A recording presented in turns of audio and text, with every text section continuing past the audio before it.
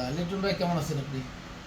ওয়ালাইকুম আসসালাম ওয়া রাহমাতুল্লাহি ওয়া বারাকাতুহু। আছি ভালো, আজকে হ্যাঁ, আলহামদুলিল্লাহ। আজকে পরিচয় ভালো লাগলো আপনার সাথে এবং আপনি শিক্ষিত মানুষ, অনেক কিছু জানার চেষ্টা করেন।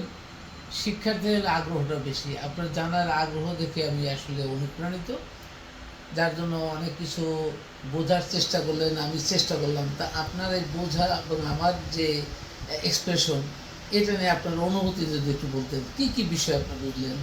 ধন্যবাদ জাফর ভাই। আমার আপনার সাথে আজকে যে সাক্ষাৎ হয়ে আমার ভাগ্যটা খুব ভালো। কারণ অনেক কিছু সবার সাথে সাক্ষাৎ হয়ে সব কিছু হয় না। তারপরে আমার অনেক কিছু হয়ে গেছে। তাই অনেক কিছু শিখলাম। সেটা হলো যে আপনি কোরআন হাদিসের আলোকে যেগুলো আপনি বিশ্লেষণ করছেন এটা সঠিক। এবং দেখলাম যে প্রতিটা আয়াতের অর্থগুলা আপনি আমাকে দেখাইছেন। জি। তখন আমি বুঝতে পারলাম যে আসলে তার সাথে ওটার সাথে মিল আছে। কিন্তু আমাদের পৃথিবীতে বা আমাদের বাংলাদেশে অনেক হুজুর কিংবা মৌলানা যে যুক্তিগুলো দেয় তাদের কোরআনের সাথে মিল নেই। আচ্ছা, তাতে বোঝা গেল যে তারা ভুল সংশোধন, মানে ভুল শিক্ষা পেয়েছে তাই ভুল শেখায়। আর যারা সঠিক শিক্ষা দিচ্ছে তারা সঠিক শিক্ষা। আচ্ছা, তাদের মধ্যে কি ভয় নেই যে কোরআনের বিরুদ্ধে দুটো কথা বলছি, তাতে অর্থের লিপসে কি এতই বেশি যে কোরআনের বিরুদ্ধে কথা বলতে দ্বিধাবোধ করেনি, তাদের কোনো ভয় নেই? আর যারা শুনলো অডিয়েন্স, তারাও বিপদ হইলো, তাদের থেকে মাপ চাবে কীভাবে? একটু যদি বলতেন। মানে আমি যা বোঝাচ্ছি, হুজুর হয়তো একসময় বুঝবে যে যদি আল্লাহ তাআলা তাকে সুপথ দেয়, বুঝবে যে আমি তো ভুল করছি, উনি হয়তো মাপ চাইবেন। কিন্তু যাদেরকে পথভ্রষ্ট করলো তাদের থেকে উনি মাপ চাইবে কেমনে? তারা কেমনে পথ চাইবে? চিন্তা করুন। এটার উত্তর হলো কীভাবে বোঝা আপনাকে। এটা আসলে আপনি একটা বাংলার কথা আছে যে চোর যার মূল্য তার।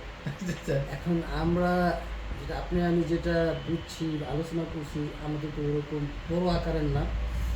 তা আশা করি আমাদের মুসলমান জাতি যারা আছে তারা যদি আমাদের এটা দেখে বুঝতে পারে যে না আসলে এই দুই ভাই যেগুলো আলোচনা করে বলছে তাহলে আমরা ধন্যবাদ গ্রহণ করি। কারণ আমরা তো কোরআনের অর্থ দিয়ে এটা আলোচনা করছি। হাদিসের কথায় রসুল এবং আল্লাহর কথায় আমরা আলোচনা করছি, এটি সঠিক। এখানে একটু বলি আপনাকে, ওই যে আমরা বেশি লোক না, একটু ভয় পাচ্ছেন। দেখুন, রসুলের জীবনে রসুল যখন কোরআন প্রচার করছে, তখন কিন্তু এত লোক কোরআনের অনুরাগী ছিল বা রসুলের কথা মানে না, রসুলের ইত্তেবা করেনি, বেশিরভাগ মানুষ তার বিরোধিতা করছে। এরকম যুগে যুগে যত নবী রসুল পাঠিয়েছে, তারা কিন্তু সবাই মারপিট খাইছে, আমরা সবাই লাঞ্ছনা করতে পাইছে, বা কারণ সমাজের অধিকাংশ মানুষ বুঝতে পারে না। এখনও তাই। ওটাই ধরবেন যে অধিকাংশ মানুষ কোরআন জানে না, কোরআন বোঝে না। সুতরাং আপনি যদি মনে করেন অধিকাংশ লোকের কথা শুনেন, কোরআনের কথা না শুনে, তাহলে বুঝতে পারেন আপনি বিপদগামী হচ্ছেন। তো এইটা হলো মূল, যে আপনি অধিকাংশ কথা বোঝার আগে আপনি তারা সঠিকভাবে বলছে কিনা, তারা কোরআনের সাথে মিলাচ্ছে কিনা। এই যে নেতা নেত্রী যেখানে যেটা আছে, তারা কিন্তু কোরআনের জ্ঞানের যারা জ্ঞানী তাদের নেতা হয় নাই, অজ্ঞানের নেতা হয়েছে, দুর্বৃত্তদের নেতা হয়েছে। সুতরাং এই জিনিসটা আমাদের মাথায় রেখে আমাদের পথ চলতে হবে। আশা করি আমরা সঠিক জায়গা আছি। চেষ্টা করেন গ্রুপের সাথে লেগে থাকি আমরা। আর প্রতিনিয়ত যেখানে হোক মানুষকে বলেন না, প্রতিদিন 2টা করে আয়াত, কোরআন আয়াত বুঝবেন, বোঝার চেষ্টা করবেন। সারাদিনে ওইটা নিয়ে চিন্তা গবেষণা করে কাজকর্ম করতে থাকবো, চলবে। রাত্রে একটা দেখবেন সামারি হয়ে গেছে, তার মধ্যে একটা জ্ঞান ঢুকে আছে। এরকম হলে ভালো হয়। সে উৎকর্ষ করতে কোরআনের বিভিন্ন ডাইমেনশনের চিন্তা ভাবনা করতে পারেন। করলেই আপনার জ্ঞান পরিশুদ্ধ হবে, উৎকর্ষিত হবে।